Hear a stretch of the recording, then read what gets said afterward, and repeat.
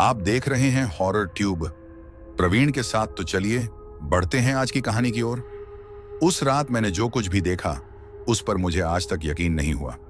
दरअसल उस रात मैं किरकोली जाने के लिए निकला था, मगर बीच रास्ते में ही जोरदार तूफान ने मुझे घेर लिया, जिसके चलते मुझे तूफान के रुकने तक इंतजार करना पड़ा। मगर अगले 2 घंटे बीतने के बाद भी तूफान तो नहीं रुका, मगर कुछ हद तक शांत जरूर हो गया था, जिस वजह से मैंने उस वक्त वहां से निकलना ही सही समझा। वहां से तकरीबन 3 किलोमीटर दूर जाने के बाद अब तूफान भी बिल्कुल थम चुका था। मैं अभी ड्राइव कर ही रहा था, तभी एक ट्रक जो 12 पहियों वाला था वो मेरे ट्रक के साइड से सरसराता हुआ निकल गया। उस भारी भरकम ट्रक को उतनी स्पीड में जाते देख मैंने मन ही मन सोचा, ये मरेगा हरामी।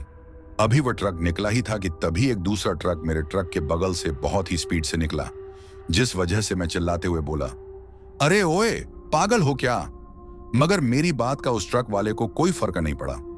मैं अभी मन ही मन कह रहा था, साले ऐसे ही लोग होते हैं जो खुद तो मरते हैं और साथ ही दूसरों को भी मारते हैं, कि तभी मुझे एक सीटी की आवाज सुनाई दी। मैंने देखा तो पाया कि एक कांस्टेबल मुझे ट्रक साइड में करने को बोल रहा था।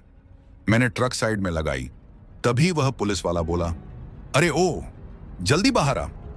जिस तरह से वह बोल रहा था उसे लग रहा था कि मामला बहुत गंभीर है। मैं तुरंत ही ट्रक से उतरा और उस पुलिस वाले के पास पहुंचा। मैं अभी पुलिस वाले के पास ही पहुंचा था कि फिर से 12 पहियों वाला ट्रक तेजी से गुजरा। हैरानी की बात तो यह थी कि वह 12 पहियों वाला ट्रक मेरे ट्रक के बेहद करीब से गुजरा, जबकि वह तो रोड की साइड में खड़ी थी।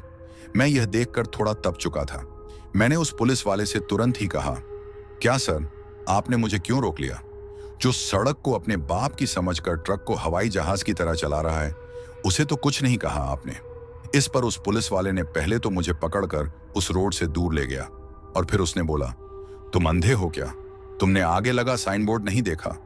मैंने कहा, चेतावनी बोर्ड कहां पर? इस पर वह पुलिस वाला बोला, तुम्हारी किस्मत ठीक है जो तुम मेरी नजर में आ गए, वरना वह ट्रक तुम्हें बिना कुचले नहीं जाता। तुमने शायद देखा नहीं, उस ट्रक में कोई नहीं था। मुझे उस पुलिस वाले की बातों पर बिल्कुल यकीन नहीं हो रहा था, जिस वजह से मैं बोला, सर कहीं आपने पी तो नहीं रखी ना?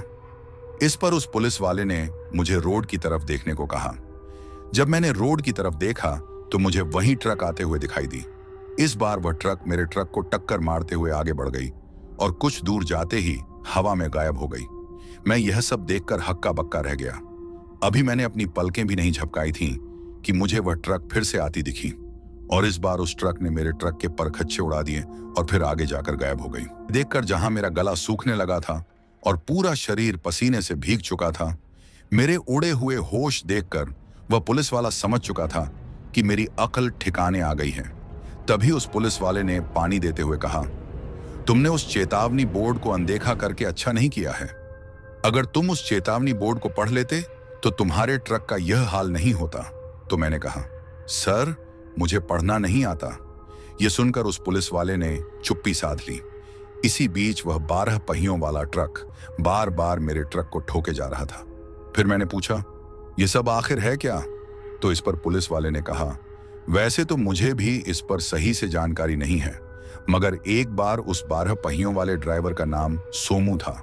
उसे इसी रास्ते पर कुछ बदमाशों ने घेर लिया था और उसके साथ मारपीट भी की। वह बदमाश तो चले गए, मगर सोमू रोड के बीचों बीच दर्द से तड़पता रहा। मगर उस रात किसी ने भी उसकी मदद नहीं की और कुछ ट्रक वालों ने तो उसके ऊपर से ट्रक निकाल दिया और उसकी वहीं पर मौत हो गई। रात भर में इतनी गाड़ियां उसके ऊपर से गुजरी कि सुबह तक मांस का एक टुकड़ा भी रोड पर नहीं बचा था, सिवाय खून के धब्बों के। और उसके कुछ दिनों के बाद से यहाँ 3 किलोमीटर के दायरे में रात के 2 से 3 बजे के बीच वही 12 पहियों वाला ट्रक गुजरने लगा और जो भी गाड़ी उस वक्त सड़क पर होती है उसे वह सोमू ड्राइवर कुचल देता है, ठीक उसी तरह जैसे उसे कुचला गया था। यह सब जानने के बाद जहां मुझे उस सोमू ड्राइवर के लिए दुख हो रहा था, तो वहीं मुझे मेरे ट्रक के खोने का भी दुख था। तभी वह 12 पहियों वाला ट्रक एकदम से रुका। दरवाजा खुला, मानो कोई उस ट्रक से उतरा हो। दरवाजा खुलते ही वह पुलिस वाला मुझसे बोला, सोमू ड्राइवर आ रहा है, मगर तुम डरना नहीं, अगर डरे तो मारे जाओगे। यह सुनते ही मेरी हालत तो पतली हो गई। कोई आता हुआ नजर तो नहीं आ रहा था, मगर कदमों की आहट जरूर सुनाई दे रही थी। पुलिस वाला भी चुपचाप बैठ गया और उसके बैठते ही मैं भी बैठ गया। तभी मुझे ऐसा लगा कि किसी ने मेरा हाथ पकड़ लिया है।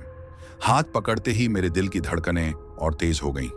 मैं किसी तरह वहां उस पुलिस वाले के साथ बैठे रहने की कोशिश कर रहा था, मगर मैं ज्यादा देर तक उसको रोक नहीं सका और वह मुझे अपने हाथ से खींचते हुए रोड की तरफ ले जाने लगा।